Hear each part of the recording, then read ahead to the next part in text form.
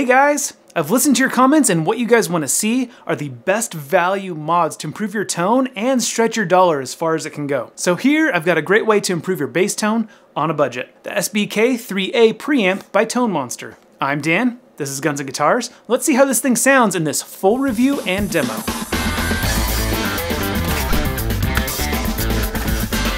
Now I got this Tone Monster SBK-3A Preamp on eBay for just 45 bucks.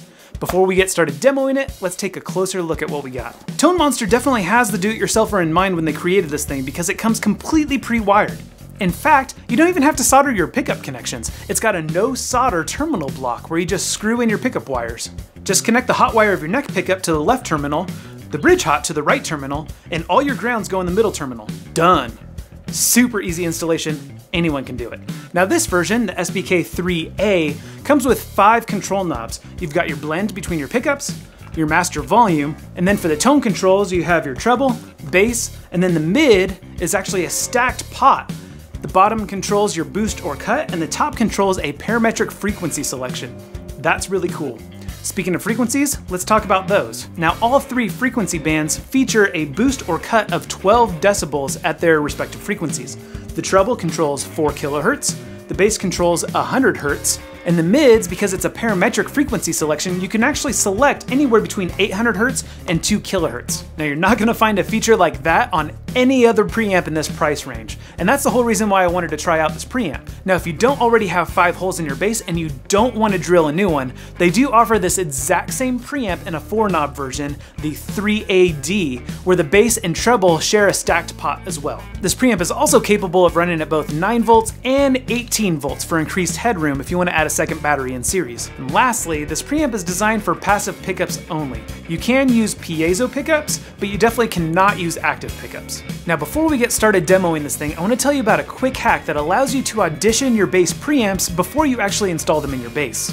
Just take a standard instrument cable and cut off one of the ends. Then use the hot and ground wires inside that cable to connect to the input hot and ground of the preamp. Then you can install the preamp into an old pickguard or even just a piece of cardboard like this, and then plug the other end of your instrument cable into your bass to try it out. That way, if you have multiple basses and you want to see which one's the best fit for your preamp, or vice versa, if you have multiple preamps, you want to see which one's the best fit for your bass, you can do so without having to gut your bass and install these electronics. Alternatively, instead of installing a 1/4-inch instrument cable, you could install another 1/4-inch instrument jack. Then you can just install your preamp into a pedal enclosure or even just a steel electrical box like this that you can get from your hardware store. Then you've got a preamp pedal that you can just install on your pedal board and use it with whatever bass you bring to the gig. This would be a good idea if you were dropping some serious money on a preamp like a Nordstrand or an Aguilar.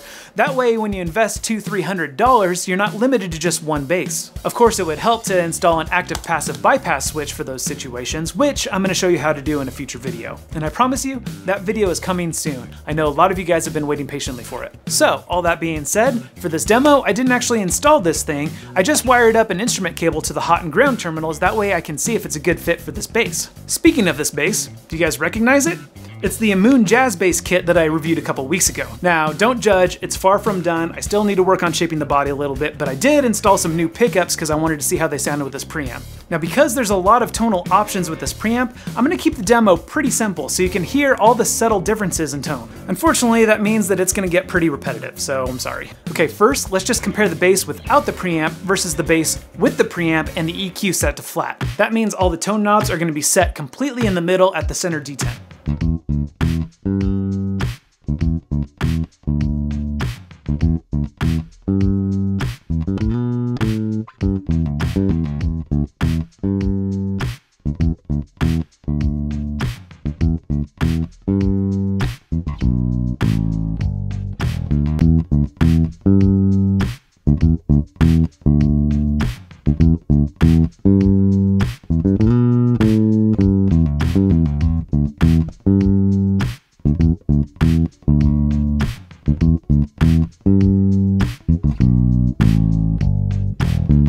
Okay, first off, you already noticed that this preamp boosts the signal gain a little bit all around. And even though I had the EQ set completely flat, I did hear it color the tone, probably a slight boost around 200 hertz or so. Okay, now let's play with the EQ a little bit. I'm gonna start by cutting the treble, then boosting it. Then when I move on to the mids, I'm gonna both cut and boost 3 different frequency settings. I'm gonna start all the way down at 800 hertz, Then move to the center detent, which should be around 1K, and then boost it all the way up to 2K. And lastly, I'm gonna both cut and boost the bass controls. Check it out.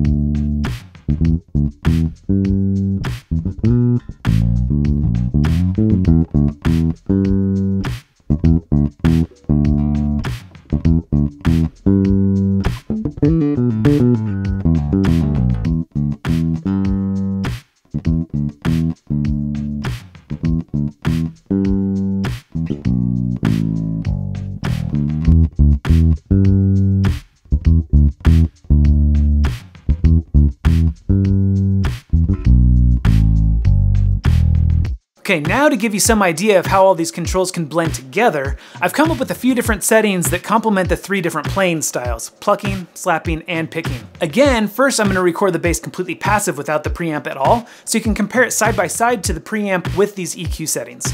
Check it out.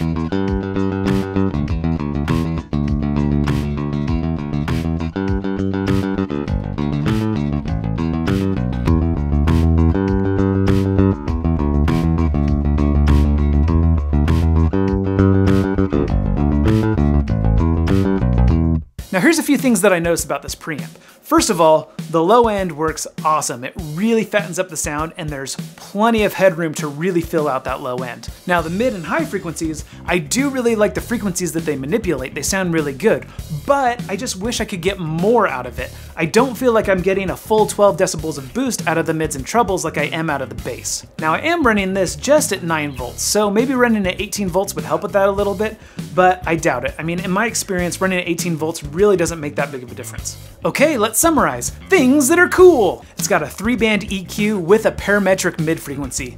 That's awesome.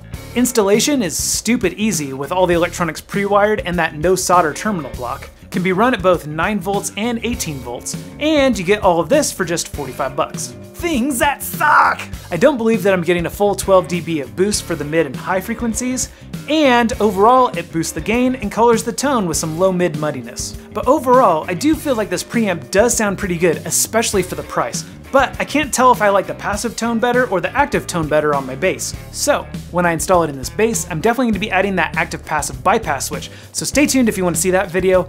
Also stay tuned if you want to see how this Jaguar project turns out. I'm Dan, this is Guns & Guitars, thanks for watching.